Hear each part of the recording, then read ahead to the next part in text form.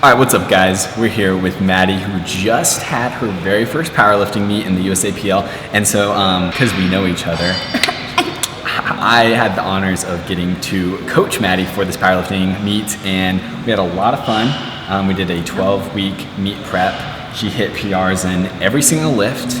And so this video, we're just gonna talk about 3 things that we did to increase Maddie's strength in just 12 weeks, and also just kind of show you the B-roll of how the meet went so you can see and everything like that. So let's get into it. So the first thing we did is we really just needed to make a program that was for Maddie. I'm special. So we decided that a 4-day split would be best for me because of the time that my body takes to recover and just how I feel on a weekly basis. And so don't feel like you have to do another powerlifting prep or a powerlifting program that worked for someone else, because that may not work best for you. So we went into this knowing that Maddie was going to respond better to 4 days a week rather than like 5 days a week. We put a rest day on Wednesday so she could lift hard Monday, Tuesday, rest day, Thursday, Friday, and then rest on Saturday and Sunday too, which was awesome.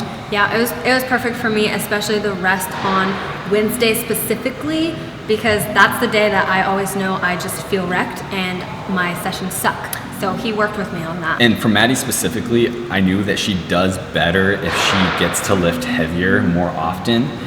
So we're talking like RPE 8-ish.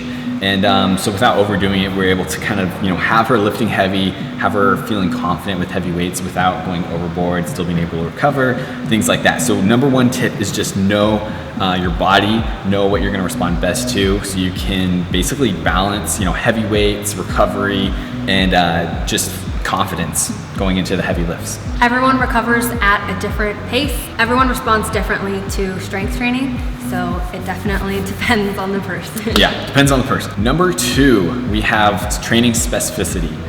So there's a few things that we did here.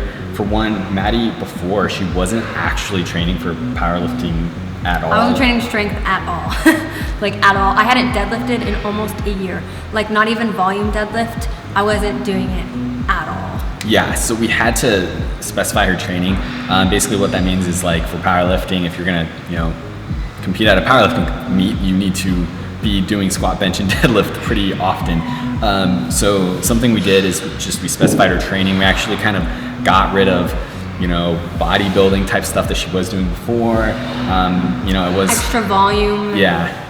Extra volume that didn't really need to be there. I had to cut back on the hip thrusts. Yeah. I didn't want to. Like all of that stuff, we just had to like specify her training and increase, the amount of time she was squatting and deadlifting and benching, and just totally. I mean, your program was completely different when we started it. And it helped. It worked. Towards the end of my program, the 12 weeks, I was kind of dying. I was like, oh, I kind of want to do some lat pull downs. I kind of want to do some other things. Want to do curls. But I stuck to the program and it paid off, and my strength really, really peaked. Yeah, and so what we actually did at the beginning is, yes, we had her just squatting, benching, and deadlifting, but we had some accessory work too. Like we had her deficit deadlifting, we had her banded squatting and banded benching, just to floor press, stuff like that, just to increase kind of her weak points. But then halfway through the program, we eliminated all of that, and we had her just squat, bench, deadlifting exactly how she's gonna do it at the meet. The third one is gonna be kind of complicated, but it's utilizing volume to your advantage. So one thing we did is, you really gotta balance your volume. This kind of goes with recovery like we talked about earlier, but you need to be having days where you're lifting heavier, where you're getting comfortable with heavy weights, and then you need to have days where your volume is focused on technique and speed and just getting better at the movement. So the best example of this for me was my bench. I had never really pause benched before, and pause bench and with my feet flat on the ground. So that was definitely something new I was getting used to. And at the beginning, I felt extremely weak, like my bench numbers were down immensely. And we worked on some volume at the beginning. We would do a few heavier sets, and towards the end, like week 10, I would fail the heavier ones and then go back down and do really good at slightly lighter with a little bit more volume, and then fail the heavy ones. And some days I would get the heavy ones, some days I wouldn't. And then in the competition, I benched more than I ever did paused in practice.